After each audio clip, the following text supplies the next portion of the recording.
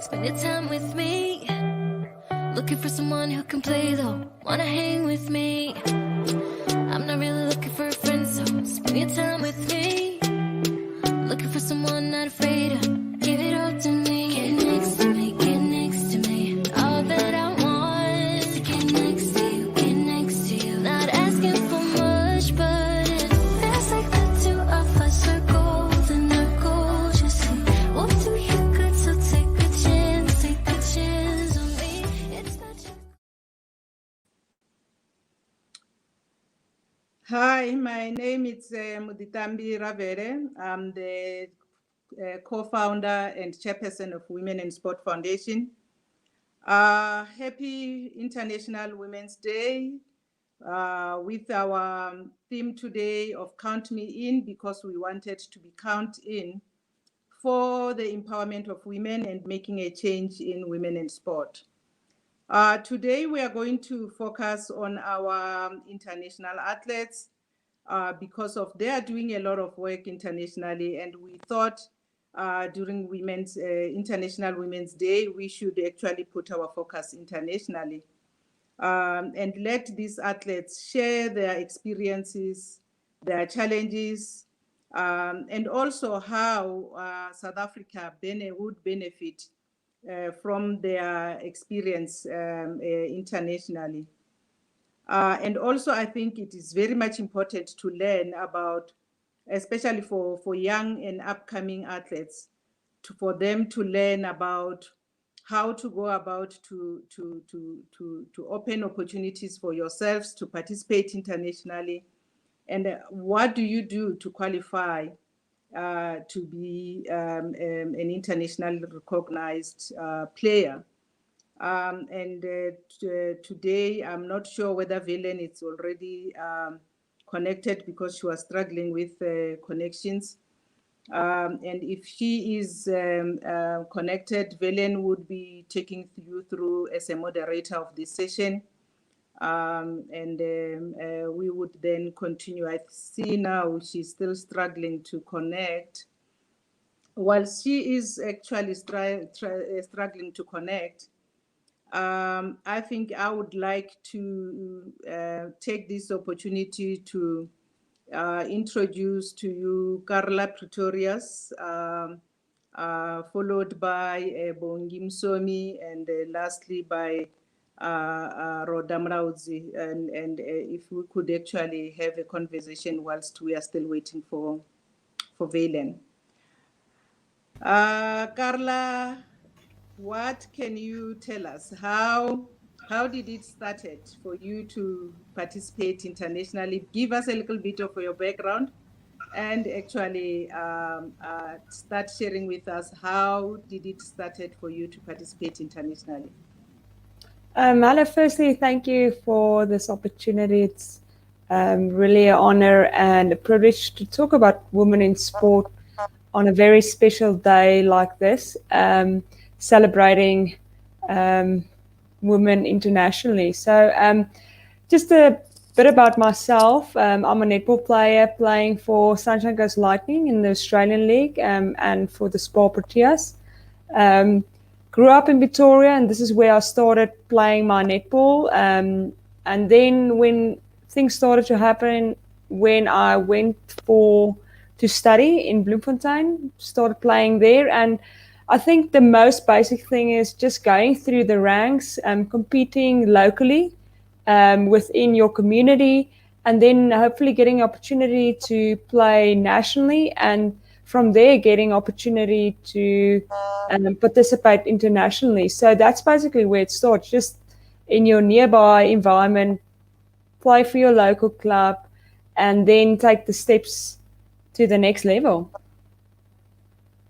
Okay, so who contacted you for you to be linked with Australia?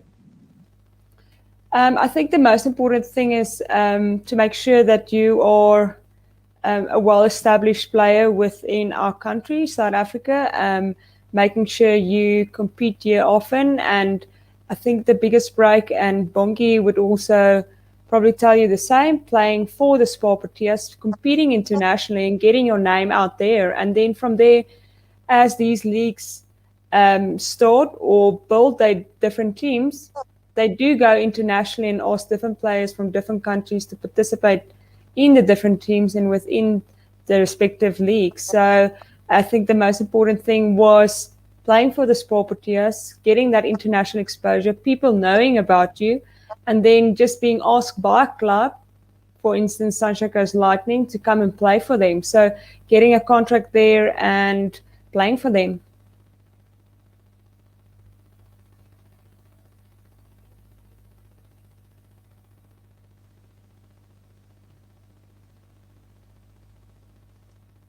Are you done? Yes. Okay. Bongi, can we bring you in, and Rhoda? Yes, yes, I'm here. Bongi, give us your background and how you started your participation internationally.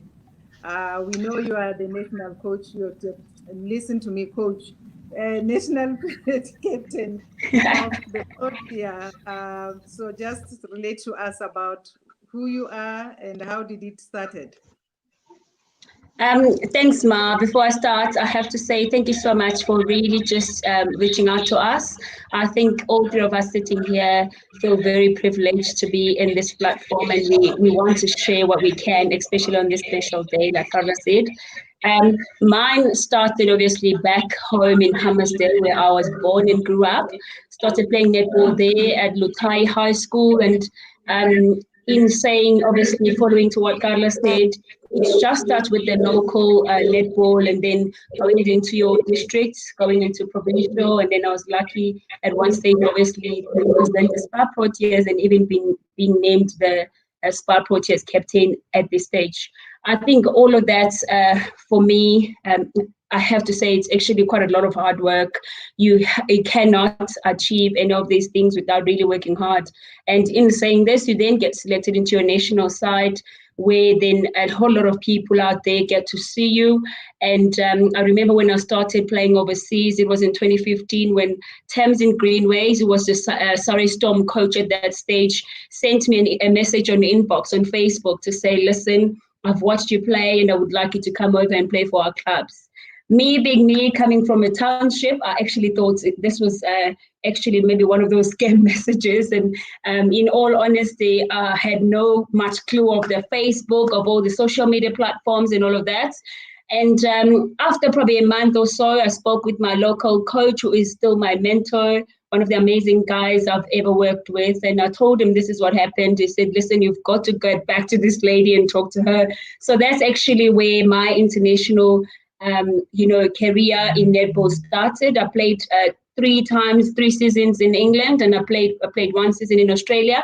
I am now full-time back in South Africa. As you would know, I work at the University of Johannesburg as the netball manager there and a coach. Really loving it. I love the fact that I can always share and give back to the girls that I work with, and just to the community and to our country as well. So at this stage, I'm actually at home and just loving the fact that I can actually look back and see this is what I can offer, this is what I've done, and just to look forward to what's next. I think that's actually what's brilliant about this day, and the excitement of it in this case.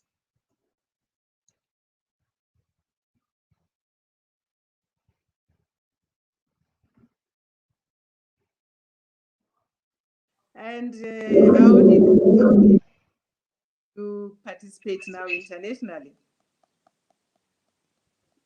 Sorry, Ma, I didn't hear. Unmute yourself, Rhoda. Oh. No, it's Rhoda. I'm saying she should unmute yourself. Okay. Okay. Can you repeat the question, please? No, I was saying, just give us your background, and also how did it happen that you are now participating internationally? No, okay. Mine's a bit long, but I'll try to make it short. My name is Rhoda Mlauzi. I grew up in a village called Chimufemalonga. And then I started playing football. Actually, I'm a Banyana striker and FC Dynamo Minsk striker in Belarus.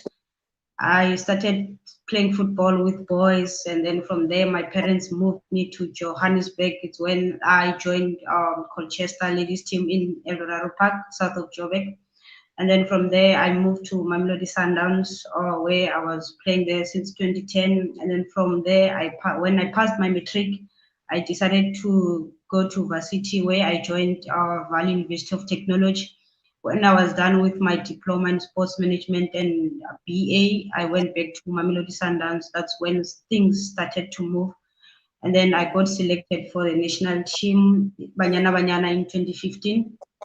And then from there, unfortunately, while we were busy preparing for the Olympics, I got injured, and then which prevented me to go and participate in the Olympics. But I didn't give up. I told myself that I will bounce back because it was a torn thigh, which a quad. So then by the support that I got from Mamelodi Sundowns and the physios and the doctors, then I worked hard. From there, 2016, I went back to the field, but things were not easier by then. It's when I decided, or maybe it's about time, maybe I call it a quit. But there were people out there who were supporting me, who were encouraging me that, you still have what it takes, you can still play. It doesn't matter whether you have a scar or not. And then until the day when I remember we were playing at UJ Stadium, we were playing against TUT. And then that time I was playing for Mamelodi Sundowns, and then unfortunately we lost the game. So after the game, there was a guy called Bafui Tsepo Makananise, and then he came to me and said, "Wow, I was impressed with your performance." And by that time, I was no longer part of the national team. I said, "Okay, fine, thanks." And he was like, "No, I want you to play overseas." And then I was like, "No, it's impossible. It's not going to happen. Not in my watch." He said, "No, the thing is, you don't believe in yourself, but I believe you and in you, and I believe that you'll make it out there." I said, "Okay, just try it and see what's going to happen." And then after a week, he was like, "Tell your friend too." My friend is Refile Jane. And then I told Refile, like, I was not sure whether to tell her or not because I didn't believe him. And then, but I end up telling her that, "Hey, Bafui wants to take us to Australia. So I don't know if you're interested or not." And then she was like, "Okay, tell him to try it and see how it goes." And then after 2 weeks, he came back. He was like, "Okay, you guys have been invited to the trials in Australia, which is in Canberra." And then now the challenge was we didn't have money for flights, and also because the letter was saying if you pass the trials, we'll give you back your money. They will reimburse us, and then also the only thing that you need to do is you have to pay for your own meals, accommodation it's sorted, and also transport locally it's sorted. But the only thing that you need to pay for is the flight. So when we calculated, and then we were like, no, we're not gonna use at least if we can try get our return. So it was plus minus 19,000 each. And then for us, it was impossible to raise that kind of money because we had only 3 weeks to raise that money. And then we tried to ask around, but it was not easy. We even applied for the visa, but we didn't know where we we're going to get money from. And then along the lines, while we are still trying to get where we can get the money from, and then my friend Refilo was like, "You know what, I'll pay for your flight ticket. Just promise me that I'm sorry about that.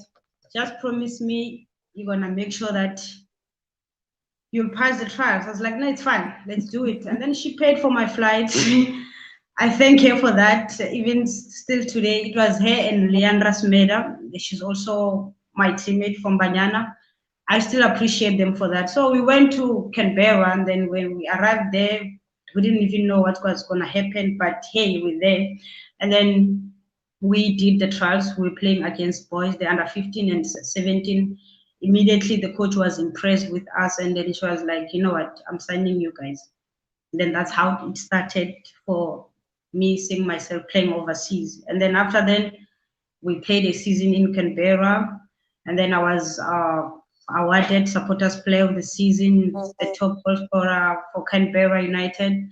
And then after then, I saw myself representing my country in the World Cup. And then also after the World Cup, I went to Cyprus and then I played there and then I returned back home. I played for my rejoined my Sundowns again, which then from there I got an offer here in Belarus, in Minsk, where I'm playing now. So you have traveled the world, eh? Yeah, I can say that. I've traveled the world, yeah. Well, you started not believing in yourself and you end up actually conquering the world.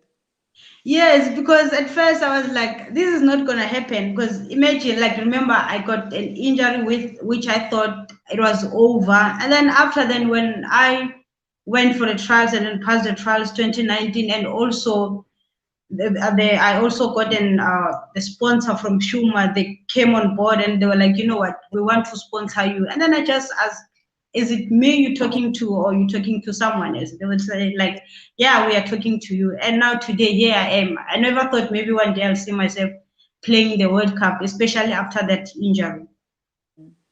Wow. Carla, can you share with us your experiences in participating internationally? Participating international, it's such a blessed time having, firstly, getting that opportunity to go. People sometimes think, where do I sign up for it? How do I get there? And they think you just decided you want to go, but on the other side, you have to be given that opportunity to actually go overseas. So just having that opportunity, you feel so blessed to have it. And then it's just that keep on working hard, making sure you make it worthwhile. So my journey overseas have been very great, and it's a time that I've really grown as a person, or not just as a player, but as a person as well. And it led me so much more than just the sport I'm playing, but also all the off-court stuff, and really formed me as a person. So for that, I'll forever be grateful for. And then the other thing is just getting to do with so many different people, different places, seeing different places, getting to do with different people, and then just learning from people. So the thing is, you won't necessarily remember those games you played, but it's all those things off court that really makes that difference, and that you will forever take with you as you grow older. Bongi, your experience? I think mine is actually interesting, and I agree with Carla. You can't take for granted that the fact that you now having been given a chance to go and play your sports overseas, because that really is amazing, especially taking into consideration the fact that netball in South Africa is still an amateur sport. So for us then to have that title at one stage or within that season to be named a professional netball player, I think that alone just makes you realize how big at that time, the work that you've done has took you to a different level.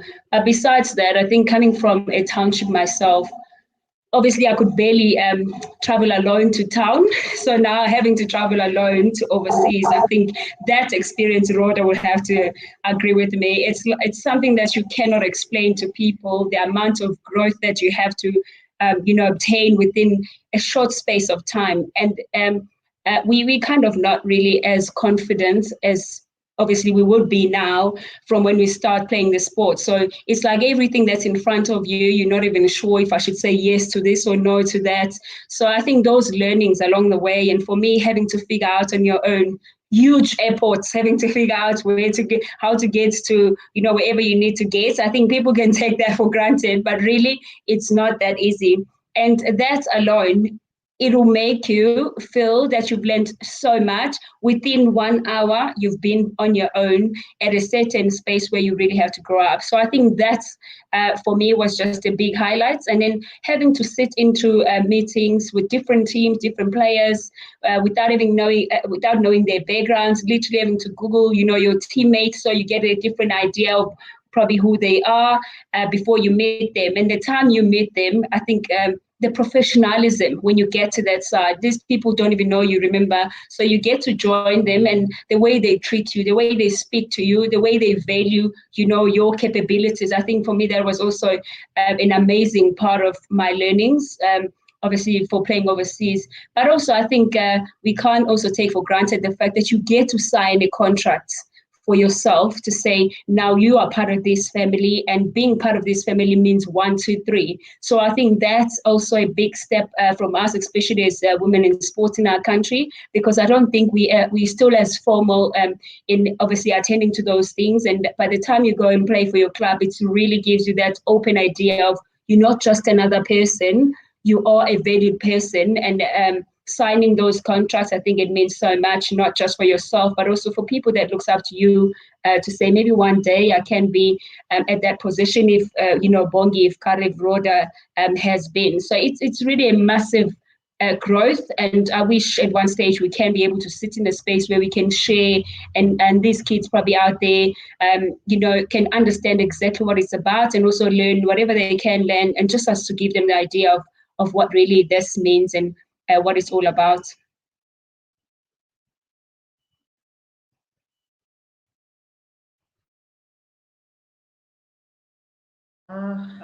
Muted, I'm saying you are so right, because of things that you are raising are things that I would expect players to have challenges with. Issues of being used to travel with the team, and now you have to travel alone. And I still want to hear from Rhoda, how did they travel when they go to Australia?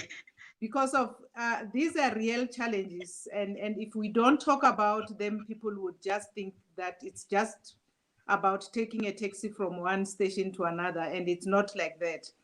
But also, I think one thing that is actually coming to me, which is a take home, is the issue that in our preparation of athletes, we need to make sure that they understand contracts, and they understand the content of the contract. And when you sign the contract, what does that contract? Because all of you, before you left, you didn't even had a contract. You were just playing as a member of the team, but not as a player that would have a contract. Rhoda, what is your story?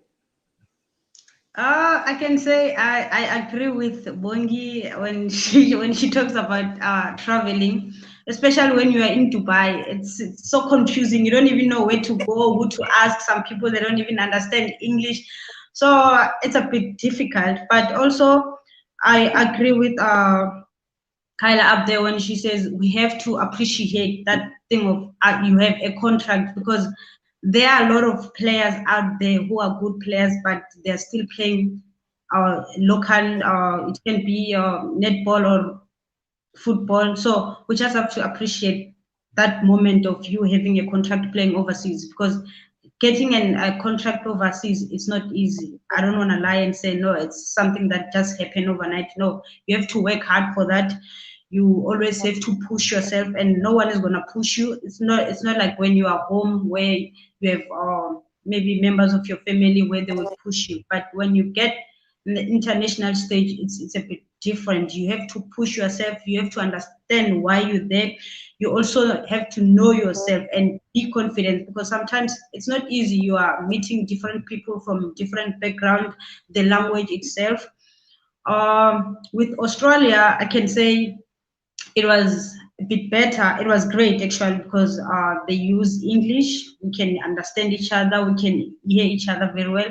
But where I am now, it's a bit difficult, especially when it comes to language. They don't understand English at all. Like even to say goodbye, you have to explain what goodbye means. Just have to say this. And now it's a matter of us having a translator. Like imagine the coach is talking, and then the translator on the other side is also communicating with you. And then the players themselves, even when you are playing, because I believe in sport, it's all about communication, especially in football. You have to tell, hey, look your right side, look your left side. Sometimes I'll be like, I can't even say that, because obviously she's not going to hear what I'm saying. I just have to scream, and it's too much. But anyway, if you know why you're here, why you signed that contract, try to understand and try harder to be part of that family, to be part of the team. But because I came here last year, but now I'm starting to understand them very well. We are now starting to understand each other very well. We are gelling together. And also when it comes to the issue of signing contract, it's very important to understand what you're signing for, because sometimes you might sign the contract only to find that you were just happy to see those dollars and thinking that, hey, as long as I'm earning so much and then it's fine by me. But there are things that you need to go through them. You need to understand what's going to happen when I get injured, what's going to happen if I sick, what's going to happen if something happens at home, and then what's going to happen when certain things doesn't go according to what we agreed on. Those are some of the things that you need to look at. You don't just have to sign the contract for the sake of signing the contract.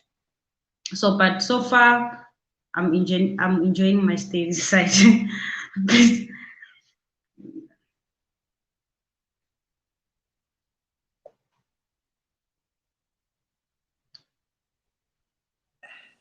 You are touching one of the issues that I wanted all of you to address us on about the challenges that you experience in your international.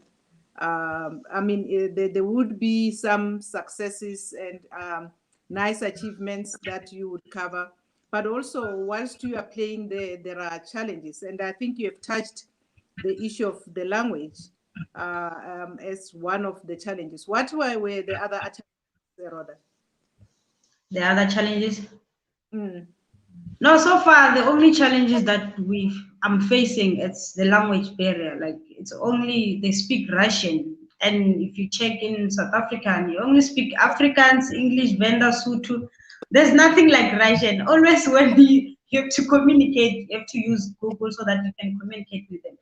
And sometimes it's a bit difficult, especially when you are playing, because you can't even pass the message to the person next to you, because that person doesn't even understand what you're saying. Because in our team, we have people that speak French, we have people that speak Russian, and then us South Africans who speak English. So it's a bit difficult, because sometimes you can even finish the training without communicating with the coach. The only person that you're going to communicate with is the translator, because the coach doesn't even understand what you're saying. You see, those are some of the challenges that we are facing, but it's not something that's going to stop us from playing. It's not something that's going to stop us from doing what we love the most. We signed knowing that, hey, in this country, they don't speak English. And especially sometimes when you go to the shops, oh my God, I don't even know how to explain it, because you don't even understand. I remember there was a time when we went shopping. So I wanted to buy a shower gel. So what's written there, I didn't even know what was happening until a teammate was like, this is not shower gel, this is something else, please pay for it. So that's how it is. So it's part of growing, I guess. It's part of who we are. Yeah. So I guess it's part of living the comfort zone and understand what you want. Yeah. That's it. Yeah, you're quite right. And also, I think what you are giving a message back home is the fact that we should be prepared to learn other languages, because of we think South Africa, it means we are in the world, but we need to be prepared to learn other languages. And if we know where we want to go, we should start learning the languages, at least how to greet and how to start a conversation with other people. You guys, Carla and Bongi, you were lucky because of you participated in, and netball is played mostly in Commonwealth countries, and all of them, they use English as a communication language. So language was not your problem, but I think the accent was your problem, because of sometimes when they talk, you might actually not follow well until they talk slowly. What were your other challenges? I'll go, Bogey. Oh, Bogey, you can go. I'll go. I think something that I feel like really prepared us for the international stage is where we come from. South Africa, we get to do with different cultures, different languages, different people, and you kind of, as you grow up, you learn to work together, and you learn to understand each other and what everybody's story is, and you are more considerate, and you take that whole person in considerations. I feel like going abroad, going to Australia, England, New Zealand, where we play, you kind of a few steps ahead because you know how to deal with different situations, how to get along with people, and knowing that the only way we can go forward is if we work together. And you grew up being trained that, or growing up doing it, so it makes it a lot easier going abroad, dealing with different cultures, different backgrounds, different people. So it does make it a bit easier going abroad. Now, the other thing I feel like some of the challenges probably for women in sport is that when you go overseas or you play internationally, you do leave a lot behind. Friends and families, you miss a lot of big events. So that's probably one of the biggest sacrifices you make, or one of the biggest things is all the sacrifices you have to make to go there. And that's the opportunity is probably just that tip of the iceberg, but all the hard work that went in, the sacrifices is probably the biggest challenge personally for myself, having to leave my husband behind, leaving friends and family, and missing out on a lot of other things in life. But I mean, if it's something you dream and something you want to achieve, that's kind of what you have to do, is those sacrifices, and you have to work hard.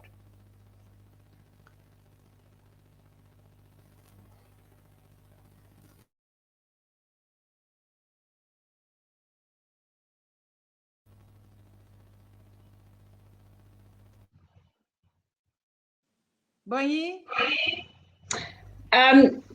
I actually agree with Carla and Rhoda. The most interesting thing for me, and I'm a big fan of this, was food. Ne?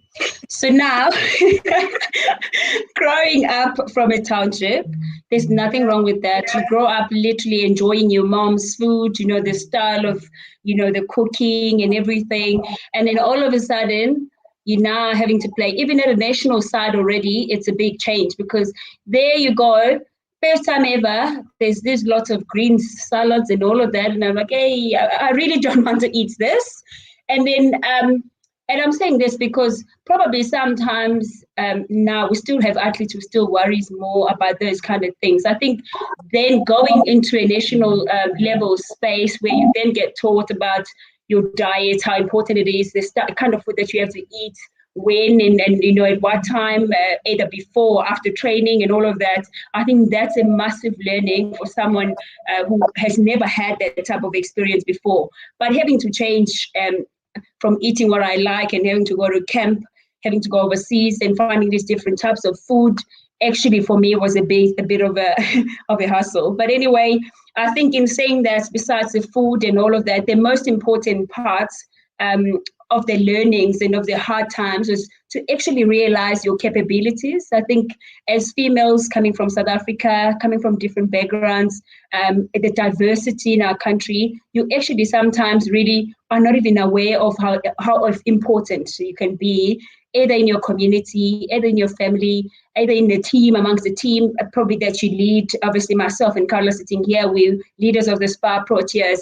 And if the more you understand that, I think it comes with the experience of having to travel overseas and playing, those tough matches, having to meet different people that will make sense to you and make you understand the netball, not just on the court, but off the court as well. I think that also brings in that type of confidence, and also to speak about things that you are informed, with, I'm not just talking because I need to talk. I'm not just opposing because I need to oppose, but I'm talking or I'm opposing because these are the facts, and these facts can take us from here to there. And that it doesn't come overnight. It really comes with the whole lot of experience of a build up of a person getting this confidence and actually understanding their capabilities. But also that goes with the respect as well. We groomed really well. Obviously, we know probably Afrikaans culture, Black Zulu culture, courses, we very much in respect, and we kind of really take that into our spaces wherever we go. And I think that's why we probably,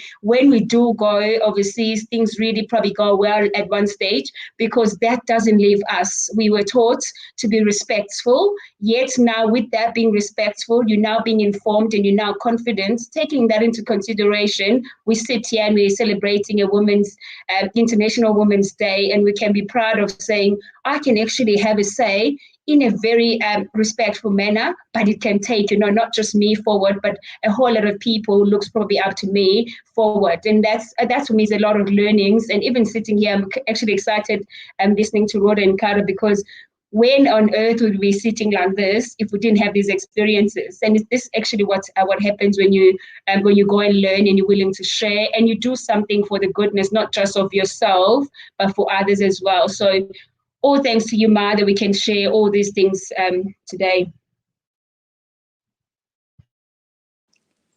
Great discussions, great things that are coming out of the discussions. Carla, how was it to leave your husband behind? Because these are the issues that affect us now as women. You would have a different feeling than a man who's leaving his wife, going to participate international or going to work internationally. How was it with you being a woman, having to leave your husband behind? Well, I can promise you it wasn't easy at all. But yeah, like if you look at male sports, what's the chances of them actually having to leave their wife behind or their partner behind and going alone? That probably would never happen. So it's probably one of the things that I would one day want to see, where we don't have to grow abroad and play our sport professionally in our own country. We can be with our own family. We can keep our husband with us and all of that. But one thing that really made it easier is the fact that my husband supported my dream, and he knew that it was something I was working for and something I want to achieve. And being a South African, getting that opportunity that doesn't happen every day, there's such a bigger picture behind it than just me going abroad and playing. So the fact that he was supporting me to go and do it, and I knew it was a dream and I worked hard for it, made it a bit easier. But it's definitely not an easy situation, and it's definitely something even now you want to keep on pushing even more for it not to have to happen. Like that you can take your friends with you, or not your friend, your husband, but even better, having that professional environment in South Africa, and you don't have to go abroad to do it professionally. So that would be the ideal. But yes, it's also part of the journey and part of growing and getting new opportunities. And then if you look back, if you had to do it all over again, I would have probably done it the same, because along the line, when you look back, you understand why it probably had to happen. There's always a bigger picture and something else coming. So what would you guys tell a young and upcoming player who want to work on her pathway to be an international player like you guys? What would you say, Carla? Bongi touched on it. Skill can only take you this far, but nothing beats hard work. If it's something you want to achieve and something you enjoy doing, you would keep on working hard for it.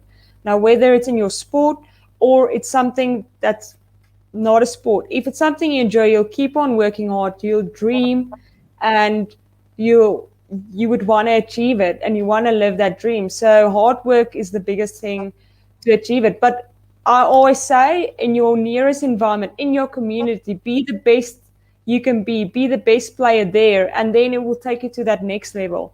So don't look just internationally, it's the whole process of that journey. Be the best in your community, in your club, and then the next thing would happen. Even in the world, because of you performed quite well during the World Cup. can you tell us more about your achievement during the World Cup? That's the beauty of our sport. It's a team sport, and I feel like the reason why I got that Player of the Tournament award 2019 was because we as a team, as the sport Proteas, every individual was on the top of their game. So you're only as good as the people around you, and I feel like we as a team, we were in such a good position. We performed well. We almost won Australia in that semi-final, and we end up breaking into the top four, which we haven't done in a long time. So I feel like it was really just me getting that award, but it was really reflecting on where we were as a team and as a group. So if it wasn't for the team, that wasn't possible. So that's the beauty of our sport. There's no I in a team, but I'm very grateful for that. I just saw a scroll of a comment to say, women's sport, we are not paid enough, and if it's men's sport, they even manage to move with their families. And I think that's one of our challenges as women.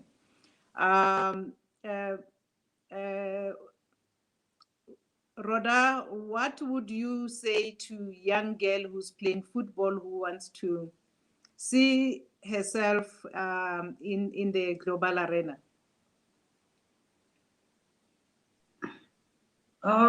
Firstly, what I can say to them is, as Carla said, hard work, or be humble, respect your coaches, have confidence, because sometimes it starts with you, not with other person or the coaches or whatsoever. Because in a life where we're living in now, like sometimes friends that we have, or in a team, sometimes when the coach asks you to do something, we have that thing or the attitude of saying, this one is too much, only to forget that he's not doing it for himself, but he's doing it for you. He's preparing you for the bigger thing. But if you have that dream of seeing yourself playing overseas, you don't have to wait for the coaches to push you, but you have to do it yourself. You don't have to wait for someone else to come and tell you that, hey, you need to do this and that. I remember when I was still playing for Mamelodi Sundowns. By that time, I was doing my internship at SAFA.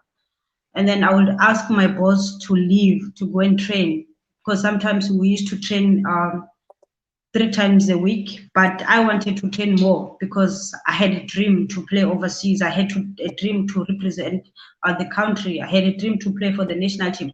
So I will go to Chlorokop alone. Sometimes I'll find Pesitao training there alone, and then I'll ask him, is it possible to just join you? And then be like, you know what, you can join me if you want. So that's how it started. So people will think, how did you make it? How? Then they'll ask those kind of questions, but you know yourself that, you know what, I had enough time to prepare. I'll go the long way just to go then prepared. And it was not easy because I was staying in Shawela, Soweto, and then traveling from Shawela to Chlorokop. And by that time I was using a taxi, but I didn't care because I knew what I was doing. I didn't care because I knew what I wanted. So that's how it all started. So I can also tell the young ones that you just have to work hard and don't allow anyone to tell you that you can't. It's possible for anyone. Like imagine the someone like me from the rural area, who would have thought the village girl all the way from Chimbupe Malonga, here I am now, I'm in Minsk speaking Russian. So it's all in your mind. You just have to set dreams for yourself, and then it's possible. One thing I'm picking up from what you are saying is that, and I think all of you play team sport. Whilst you play team sport, but on your goals, on your personal goals, you have to work harder on your personal goals to make sure that, because of the fact that you even created your extra training program out of the coaches program, that on its own, it indicated that you wanted to actually reach to your personal goal above possibly just focusing on your team goal. Bongi, what's your experience, the experience that you could share with youngsters? I think you are even much better now because of you are at a university, and I think most of the girls are asking you what experiences you had and what can they do for them to be where you were. Actually, sometimes at work, feel like I'm in a studio where I need to do these whole lots of interviews because there's quite a few questions I need to answer. But before I start with this one, I have to say I know Carla is one of our best, and actually for her to say it was a team effort to win the obviously player of the tournament at World Cup. Credits to the team, but gosh, she's one of the amazing players that we have, and everyone would attest to this who knows how she plays. So that side, I feel bad that it might not come out. She's really the best, and she actually deserves the award. But going forward, I agree with both of them about, you got to work hard. Unfortunately, in this game, especially because it's a female sport, we all know how much extra work we have to do to develop our bodies to be able to take, the competitiveness of whatever sporting code that we're playing, and also of the competition at different levels. You can't compete, against top countries in the world if you're not really developed physically, mentally, in any area that you need to be fully developed at to try and compete and really gain something out of that competition. But for me, it's mainly working in townships now with different kids. And what I see that is really most important is the holistic development of an athlete. So I think it's so easy for a child to get selected for a team, and then straight away from being selected from schools level, you think you've got it all. And again, it's because of being less informed and being less educated about, what's the way forward and what you're going to come up across with going forward. If you do 1, 2, 3, this is how you perceived. I think all those type of life skills, it's about you as a person, as a player. Now I have a goal to be a netball player at the top level. These are the things I want to really achieve. And you want to be holistically developed. You've got to be able to know if I'm sitting with Carla and Rhoda here, these are the things I can say, and I can speak however much I want because we get along with friends. Now I'm not in the friend space. There's, let's say, team management. How do you approach those people? And it's off the court stuff. There's a way for me, and this is how I work as well. Your approach to things it becomes very important. And if, especially for the youth to grow up and obviously see a whole lot of things happening around us as an athletes, you can be hooked easily in those type of things. And if you're not informed, if you're not educated about how to go about dealing with them, it can cause you go astray and literally not really meeting the highest level that you would want in sports just because of different things off the court. It's not about the skill now, but it's probably about, how you as a person do things, either in life, in your personal space, or actually when you're in front of your coach, how do you even behave when they say, like Rhoda say, they will tell you do 1, 2, 3, how's your behavior on that? And I've seen quite a few players really good skill-wise, but not really progressing. And if you follow and try to listen, why exactly is so-and-so not moving forward? Because she's really good or he's really good. It comes up that it's probably the lack of discipline, it's probably the lack of commitment, and those things have nothing to do with the skill. It's about you as a person being developed. So I think that's, for me, is quite very important. And the people that leads us now, the coaches and managers, are very important. You can't go to a top level if you thought you were bigger than those people from the club level, from the school level. You cannot be bigger than them. Let them lead you and you'll follow. And along the way, you get these top coaches, amazing people that will also help following through the steps of the ones you've been listening to. But it can't be about you only if the plan is really big. And it has to be scary big. Because eventually one day you do smile looking back to say, gosh, I've gone through all of this and I literally got to where I thought I could get or where I wanted to get. And then now you come back and you share these things, which is quite fantastic. Bongi, you're so right, because of one thing that you are also raising, and I think you guys, I saw you agreeing with her.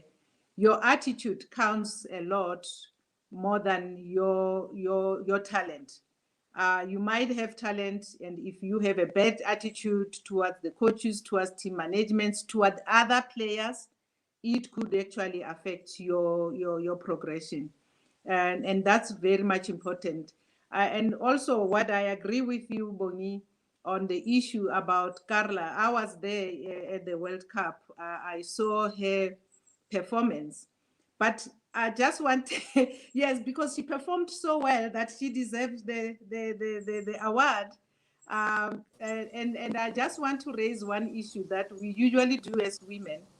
Oh, I see now Valen is trying to to connect with us. I hope she manages to do that. But I want to raise the issue where we as women are very polite about our achievement, about what we have achieved. Even now, when I'm asking you questions, you are not talking about how you performed, how you are performing in those countries, because of that's the weakness that we have. We don't market ourselves well. This is the platform today for you to market yourself. You don't know who's listening, who's following. And for you to move to the next level, you should be able to market yourselves. And I know myself, I do that. I tend to actually say, when people praise me, I would say, tone it down and say, no, but it was whatever. And then we do that even with, when somebody says to us, you wear a nice dress, you would want to say, no, I bought it from a Chinese shop. It has nothing to do with the Chinese shop. The fact is that you are looking nice. So enjoy your compliment and actually respond to the compliment and not actually explain where you got the dress from. And I think that's one thing that we do have a challenge as women, that we don't want to actually accept our achievement, and actually we don't want to put ourselves as best as we can. Carla, I'm coming back to you. You are the best player in the world. Thank you. I think, yeah, it's just that kind of that fine line between where, like, I think the biggest thing is just really to stay humble, but then accepting that you've received that, I've received that more, and for that I'm very grateful. But then also getting that message out that it wasn't just me, it wasn't just my, I would have been able to get it if it wasn't for the team, but I'll take it. Thank you. Valen, can we connect with you now? Oh, look at it, Valen. She's gone again. Okay, whilst we're still waiting for Valen to take over, one of the issues that I would want to hear from you guys, how do you think South Africans would benefit from your participation internationally? I'll go first. I think we all look at each other thinking, who's going to go first in this one? I think participating in sports internationally, even besides going to that level, I think at a national level alone is so massive, and there's a lot of learnings between the group that you're obviously working with that can always be shared to improve the environment we act.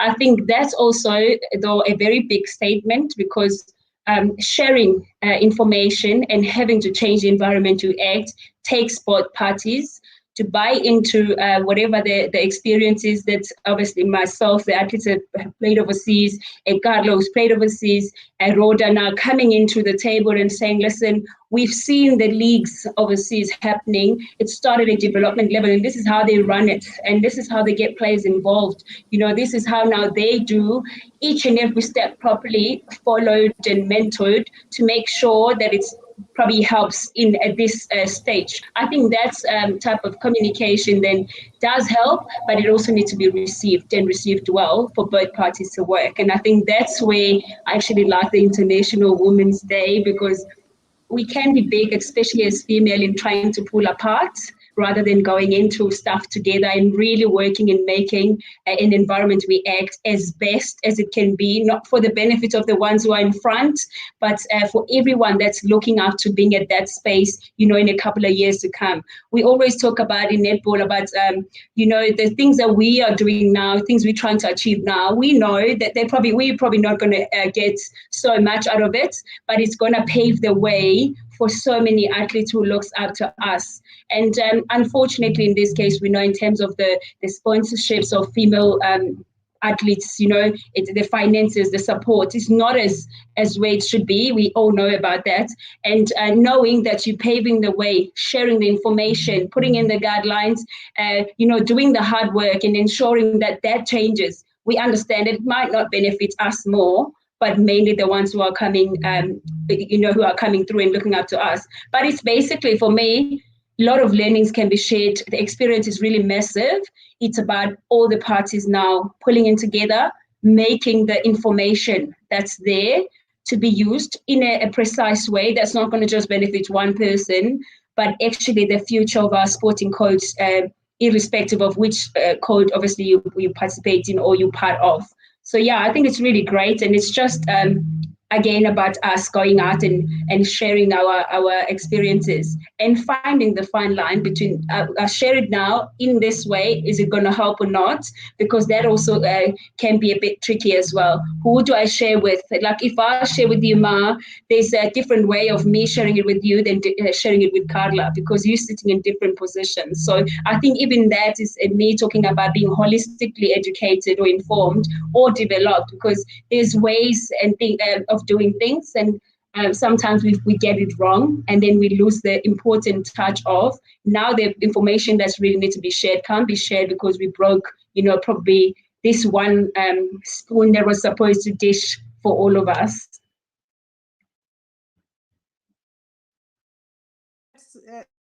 Right, Rhoda, what can we benefit from your experience? Unmute yourself. Unmute yourself. Yes, yeah. Oh yes, I was saying I agree with Bongi. Yeah. It's all about sharing the skills. It's all about thinking about the new generation coming in.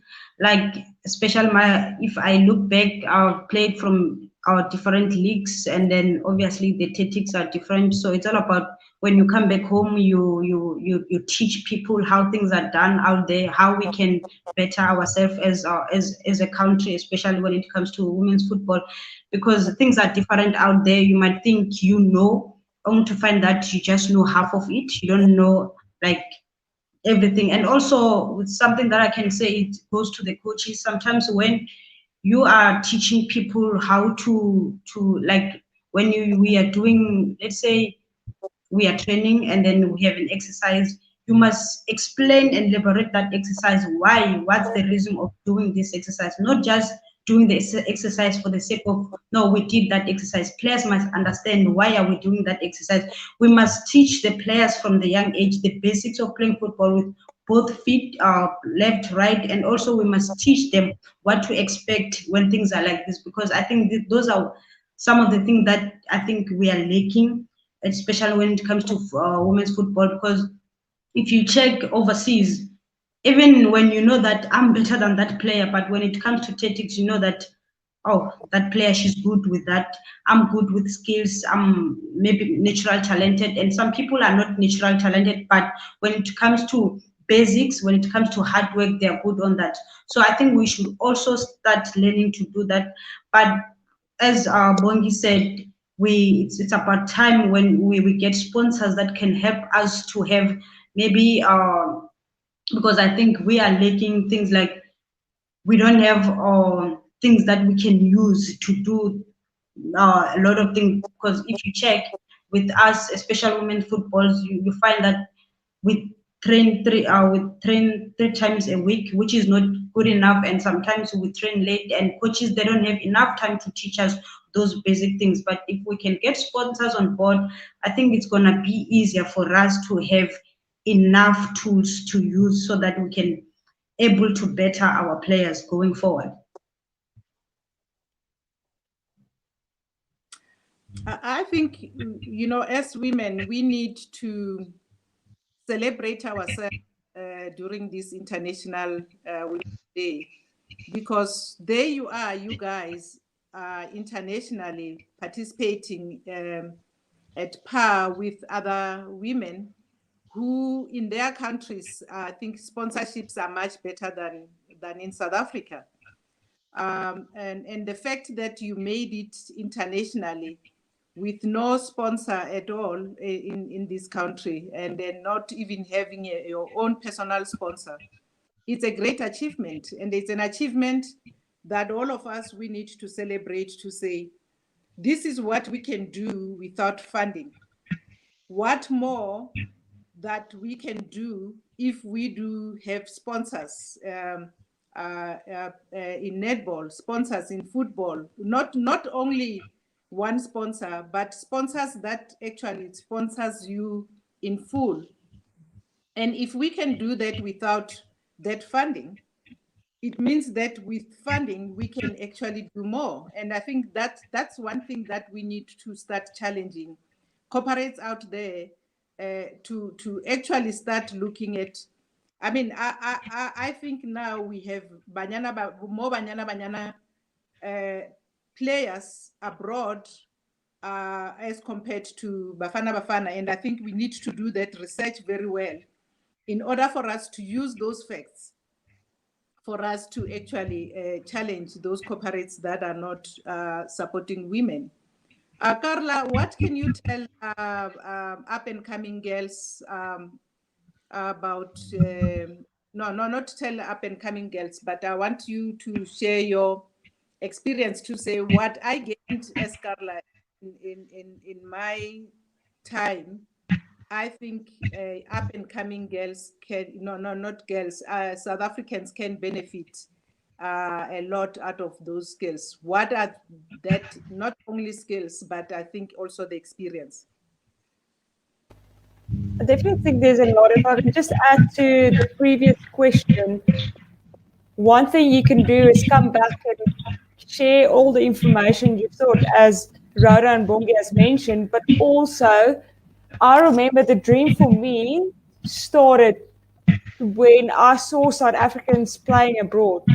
So they inspired me to also have that dream and to work hard and have that discipline to keep striving for, or working hard to achieve that dream. So for me, the fact that we are all overseas, if you can just inspire one South African or one girl or one boy to also have that dream, it's also a way of giving back, and the reason why we should be abroad. So, as I mentioned before, I've really grown as a person since playing netball and since being abroad, learning so many things, and really developed as a woman, in terms of confidence, leadership skills. And I know that all of that I've been taught of, how I've grown, is definitely for the life of the netball. So whatever is next after this. So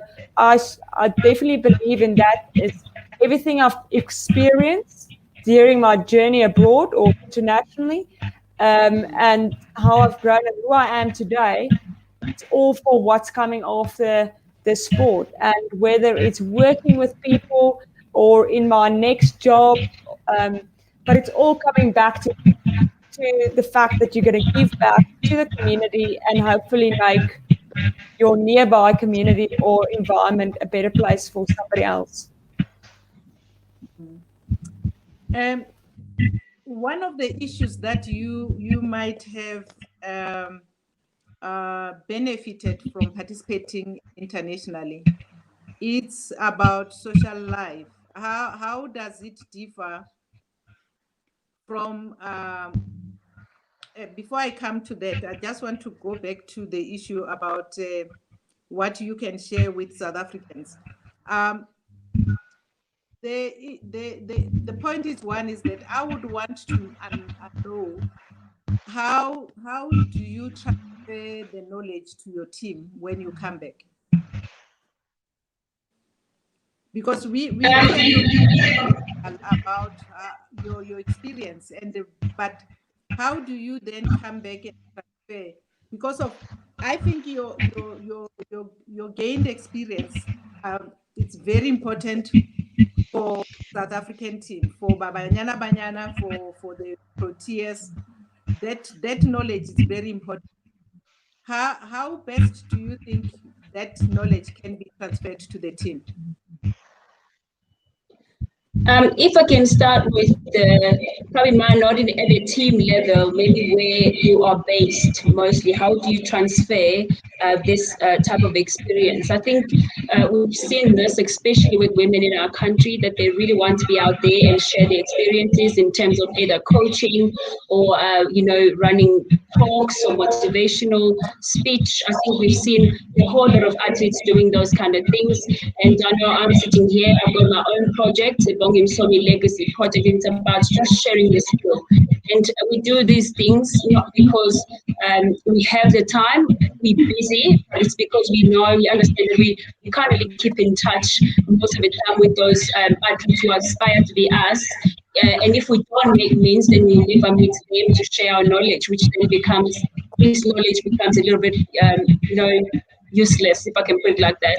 But at a national level, I think we have, especially with the Spark Proteas, have this such good space at this stage where even on the table, you actually can sit and you discuss your journey, how did it go, how was it like, what were the challenges, those kind of things. And amongst ourselves, we actually find that if someone gets a contract to play overseas, they come back to you in a private space to say, listen, I've got this offer and I'm not really sure because it's the first time. How was yours? What do you think is best? What are the best options? But I think it can be more of a nice formal setup now that we're talking like this, we can come back and then actually have a session where all the international players can probably just come in and, any other player in the country that at the national level sitting at camp can ask those questions. What is it like to play for a different team at a different club, different country? And what are the experiences? How can we prepare ourselves to be ready for, when these challenges that you've had start happening to us, how best can we encounter them? Because I think that's maybe where we also still lack. We can't go through the same challenges over and over again without them being addressed to make it better for the next person that's coming through. So I think this is what these, webinars or, kind of interviews does to all of us, especially as women. It gives us the insight. Maybe we haven't touched this one. If we then go about and actually open this space up, it can be even better for players probably at a national camp, because we do come into a bar club. Sometimes it's 30 players coming into camp, and there's this one player who had so much experience. How do you share? Besides waiting for a chance to just talk at a small space, how about just a platform where we now have a life skills session for half an hour? Let's go and sit in. International players are going to share their ideas and whatsoever. Then you can give your input. So it's a back and forth communication, not just a one way. Then we'll all grow together. I think that we could still do better rather than what we're doing at this stage. Although I think there's been a lot of fair share to each other and trying to help one another, especially with international stuff.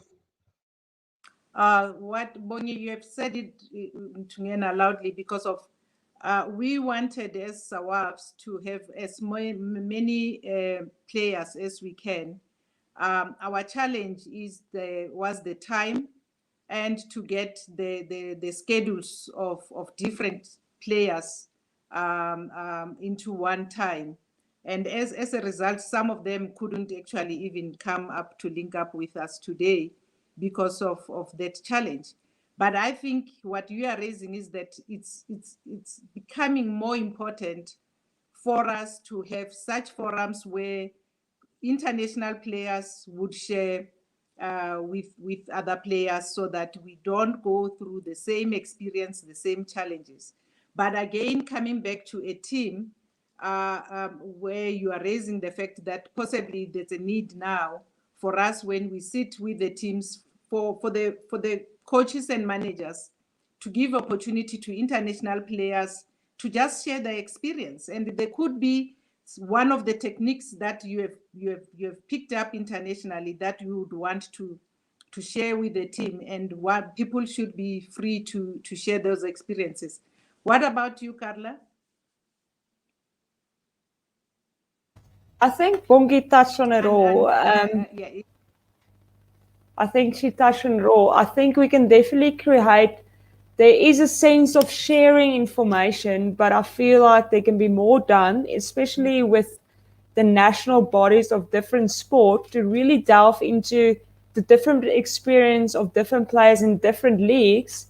I feel like they can be, we have, I'm talking specifically about netball, there's so many passionate coaches and coaches with great experience and players and umpires. And I feel like if we can come together as a group and share what our experience is in different environments, in different communities, we'll be able to create something quite special. But it's probably just getting that opportunity. And I personally feel that we can do definitely more to create opportunities to actually talk about different experience, and definitely more often.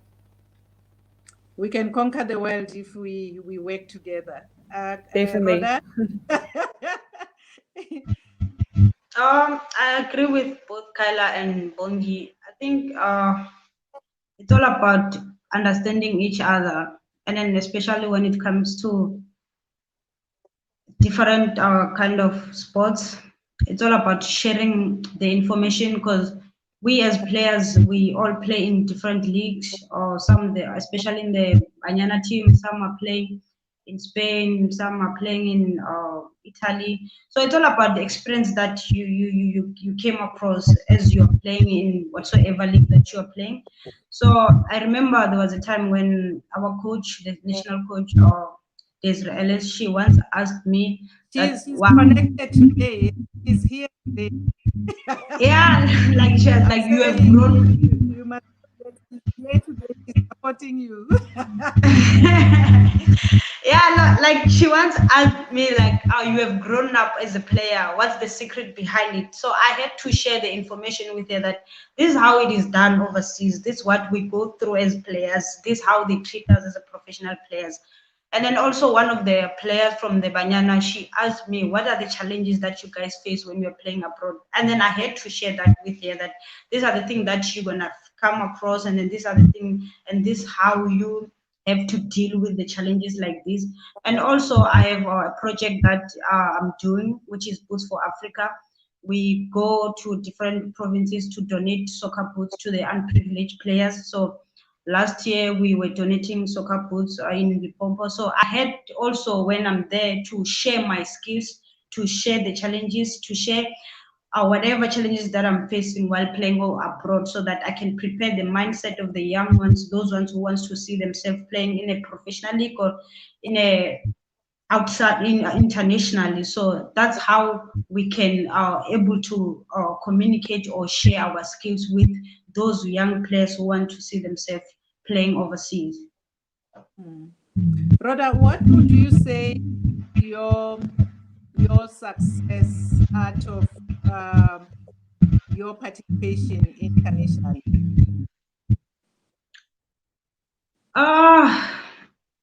What I can.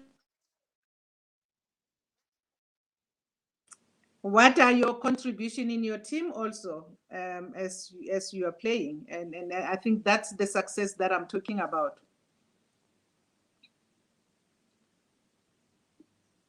You have muted yourself. Mute, unmute. Okay. Okay. Yeah. Yeah. Sorry. What was your question again? No, I was saying, what was your success in participation internationally, especially from a playing point of view? What do you say I have contributed to the international team? more than what you have benefited? Oh, like for example, in Australia, when I arrived there, it was my first time being a professional player, playing in a professional league, signed the contract. So it was not easy being an amateur player now playing in a professional league. But I was impressed with my performance because overall I found myself being the top goal scorer of the team, being awarded supporters player of the season. So with that, it motivated me as a player that okay, it means whatever that I was doing was working for me. So I just have to keep pushing, working hard Yeah. more. And also after that, it's when I was approached by Puma and saying, you know what, we love your work. We want to sponsor you. We want you to be the ambassador. And then that's how it happened. Wow. So which means you are making a difference. You are not just a number, whether in Russia or in Australia, but you are contributing towards their team, and accept that you are gained also. Carla, what would you say on your side?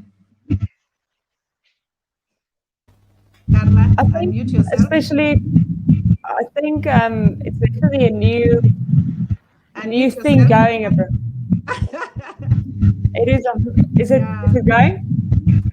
There's a back sound. I'm not sure where it's coming from, but let's go on. Yeah.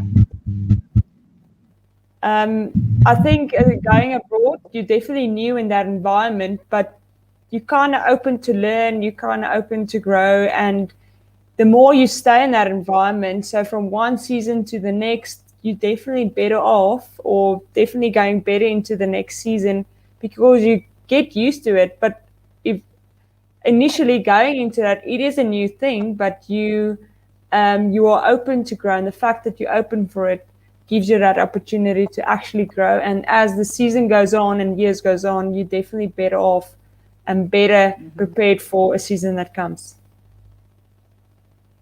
And are they happy with your performance? Or the reason why they are renewing their contract shows that they're happy with your performance? Yes, so I'm still there. So I think they're happy with what I'm doing. But personally, for myself, how I approach every season is I want to make sure that I'm better than before. So what am I doing? So what did I do that worked? But then what do I have to do to take my game again to the next level? So it's that continued evolvement of your own game, and personally to make sure that from one season to the next, you make sure you take it a step up, or you step up even more. Yeah.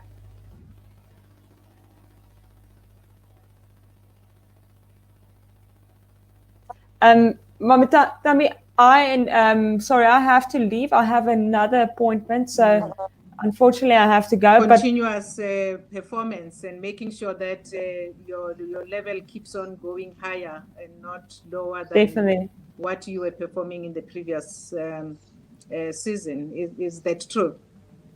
And you have to keep on.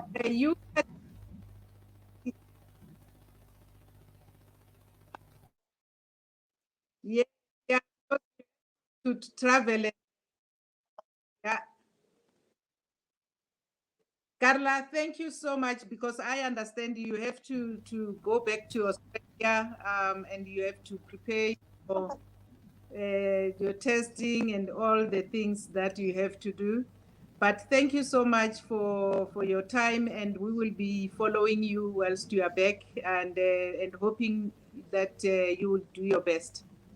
Thank you. And thank you. It's an honor sharing this platform with you all. I appreciate it. All the best, Jades. All the best. Thank you. Travel safely. Now, Bongi, I wanted to ask the same question. You had to cut your participation internationally because of, I think you were at a stage where you were looking at your long-term investment as a person, whilst you still participate in netball. And that's why you end up actually taking a job and dropping the international participation. How was it difficult for you to take such a decision? I have to say it was probably one of my biggest decisions ever that I had to make, being an athlete. But I'm very, if I can put it like this, I'm very straightforward and strict with what I want, not for the now only, but for the years coming up. So I think setting up that type of an understanding within myself, it really helped me to be able to make this decision. And I remember we were still within the season when I had to inform my coach at Wasp in England that I will probably not be able to come back because I've got an offer to come and work at the University of Johannesburg. And I explained what it's about. And to me, my work now was actually what I've always dreamt of doing. I've always wanted to work in a netball space where I can be able to share my experience and actually just change, the culture within the setup and being able to see an improvement at a space where I involve myself in. And I felt like coming to the University of Johannesburg was actually such a great space because it's not like they were probably sitting top on the log at the university level. So for me, I like starting from the bottom and really working my way through. So this was going to give me that. And looking at an age, I'm actually 33 years old. Really proud of what I've achieved so far and have no shame of that. So I knew that at this stage, having to get such an offer and still a national, SPA Proteas captain, there was no way I could say no to this. It actually felt like I was going to leave my dream, and this is what's happening at this stage. So I think this is probably what, as female athletes, we have to face as well at some point, because you kind of have to have, some finances coming in, sustained finances, because if we go overseas and we sign contracts, it's a season contract. If it's a double, especially netball, because netball is still not as, it wouldn't be at a soccer level, I'll put it like that.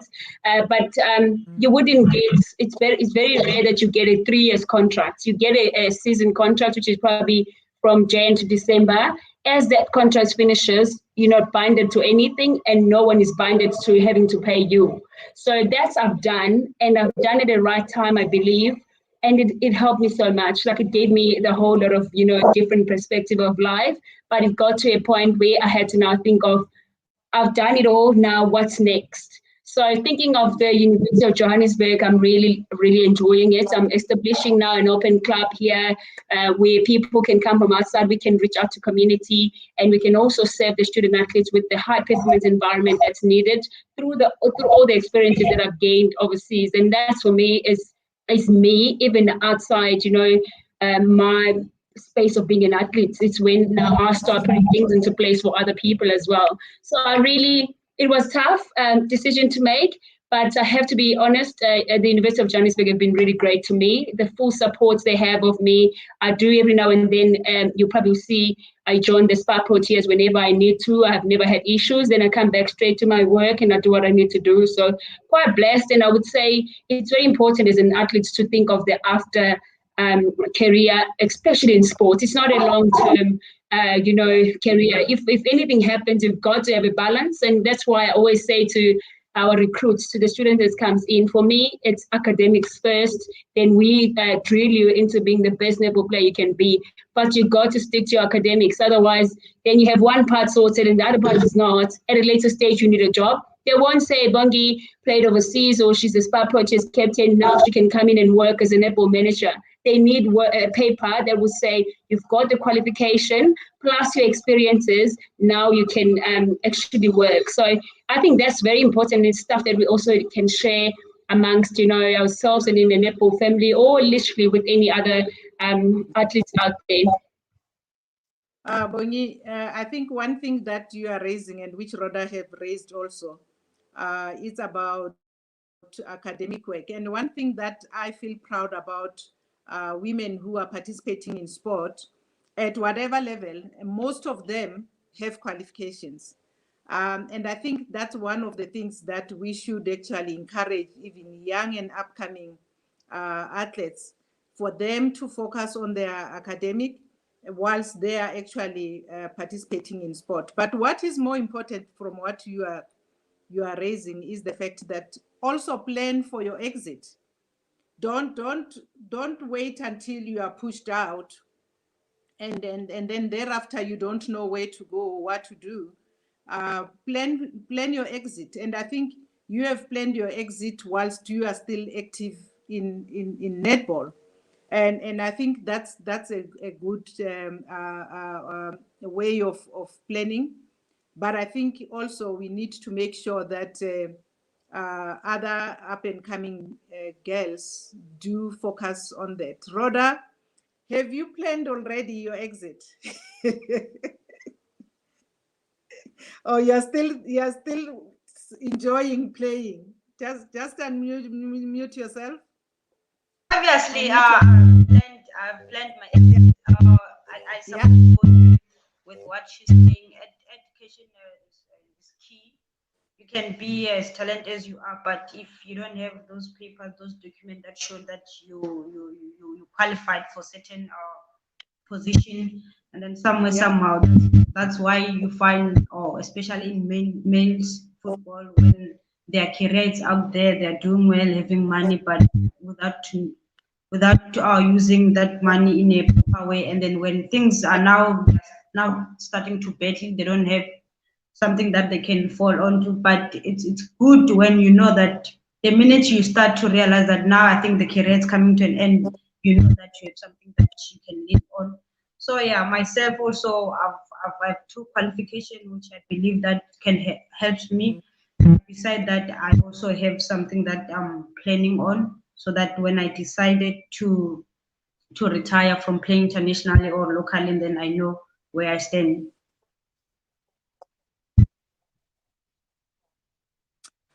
One thing also that we didn't discuss, as women, I don't know, do we have a problem with financial management and lifestyle, where when we move international or whether national, we tend to lose ourselves? Bongi, what do you think about that?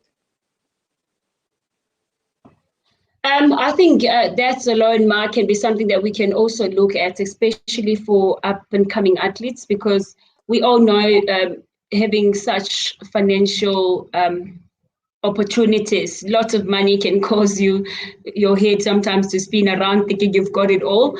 But our backgrounds, I always say, actually dictates our routes. It dictates the paths that we take.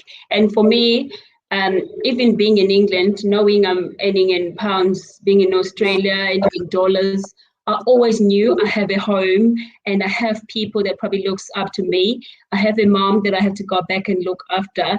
And it's not because I need to pay back, what my mom has done for me or pay back my family. It's about just being there for them and being supportive. And I needed to look after myself really well in terms of how I maintain or how I keep my finances and all of that. But no one really helped me into, budgeting, saving your money and all that. It's something that I've learned from home. When I saw my mum growing up, she used to be a tailor, used to make clothes.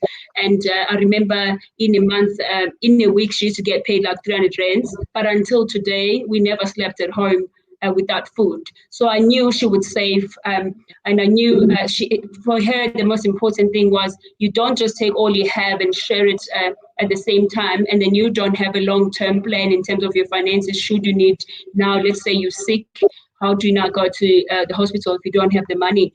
And I think all of that, the idea of now coming from overseas, having access to so much of the finances, not much, but the change in now being able to afford myself, it made me understand I needed to have a medical aid, with the car, I needed to have an insurance, now with a whole lot of things, I've got a house, I need to pay bond.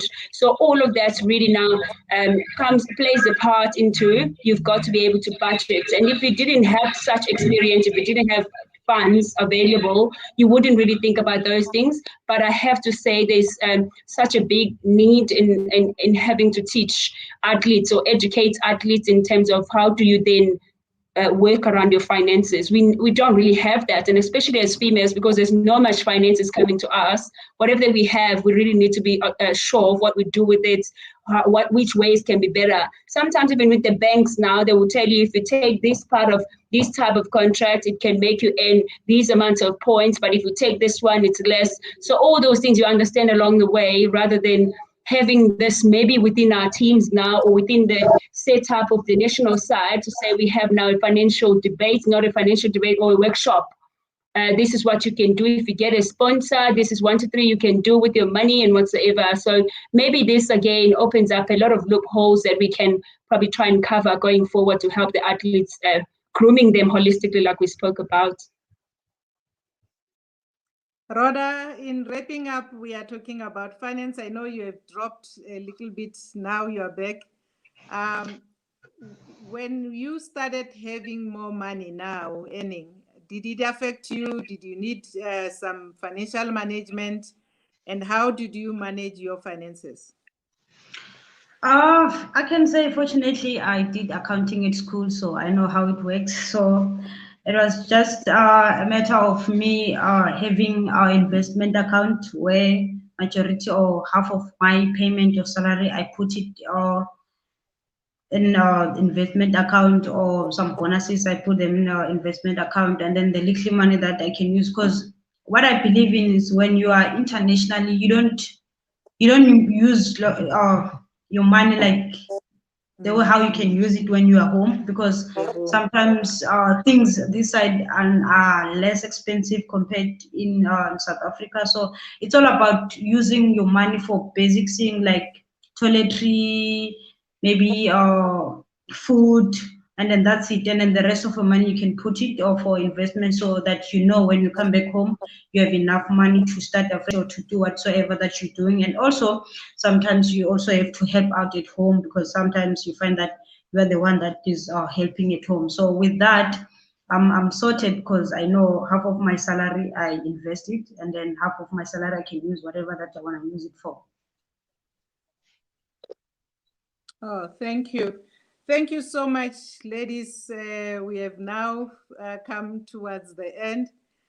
With technology disappointing us, with Velen not being with us. I was worried, Rhoda, now because of your network was down. I was worried that we'll finish without you, whilst Carla, she had to leave because of she's preparing herself to leave back to Australia.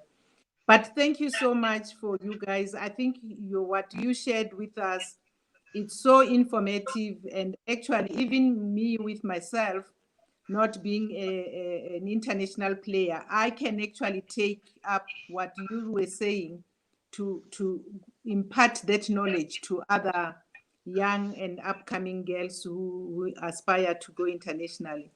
But what I take home out of this discussion is the fact that there's a need for us to have a session, a bigger session, where all players who are participating internationally can come and have an opportunity to share their experiences. And let's use those experiences to empower more young girls and more women, in order for us to be a strong front for us to conquer the world.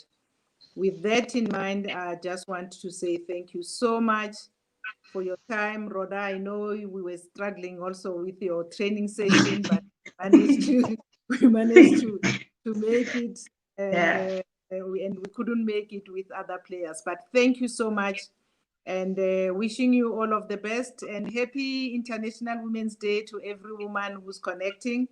And let's hope things will change from now onwards. Thank you. Thank you. Thank you so much. Thank you. Thank you for hosting us. Thank you.